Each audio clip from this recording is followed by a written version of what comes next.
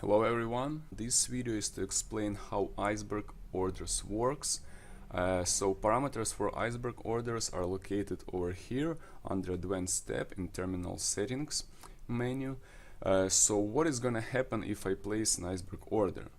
My order currently is 0.04 Bitcoin, and we can see that at current price in the ask side of the order book there is a 0.06 Bitcoin.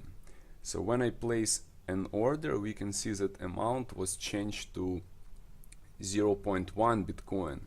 So my order is fully reflected in the order book. But in case if I got Iceberg buy order, so then only 10% of my order is gonna be reflected in order book, which means 0.004 instead of my 0.04. So now you can see that if I use regular limit buy order, amount of Bitcoin in buy side of order book has increased to 0.1 Bitcoin, and with the Iceberg buy order we got 0.07 Bitcoin. So increase was only by 0.004. In this case, other people can only see the 10% of my order and are not aware that my actual order in order book is equals to 0.04 Bitcoin. So why do we need an Iceberg order? Let me explain. For instance, similar with the buy orders, we can set up Iceberg sell orders. Let's say we want to place big limit sell order, but the daily trading volume is pretty low.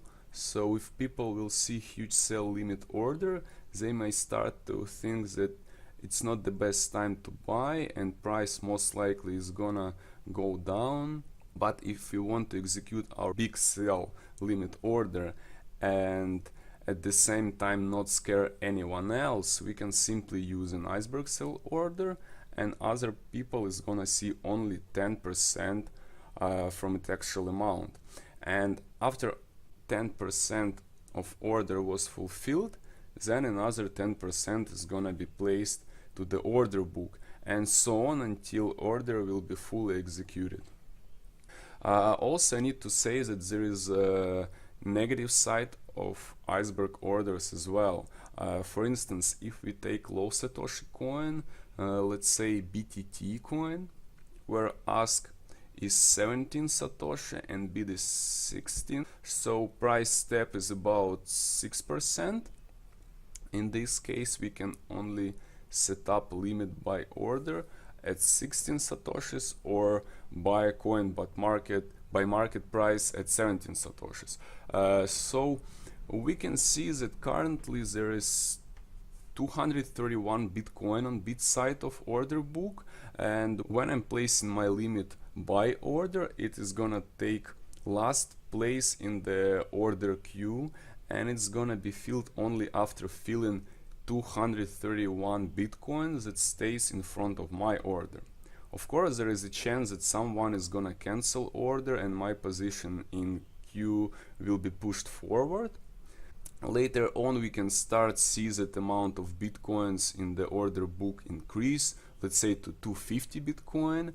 That means that our order is no longer at the last position in queue, and in simple words, let's say that we have 200 BTC over here, then we have my order seats and then the rest orders which were placed after mine, and they're gonna be executed only after filling my order. That is what's happened when I'm placing the regular limit order. Okay, let's say exactly the same scenario, but instead of regular limit order I placed Iceberg one. So in this case, after filling 200 Bitcoins, which stays before my order, only 10% of my order is gonna be executed. And then what happens? Another 10% is gonna be placed in the order book, but the position is gonna be at the very end of the queue.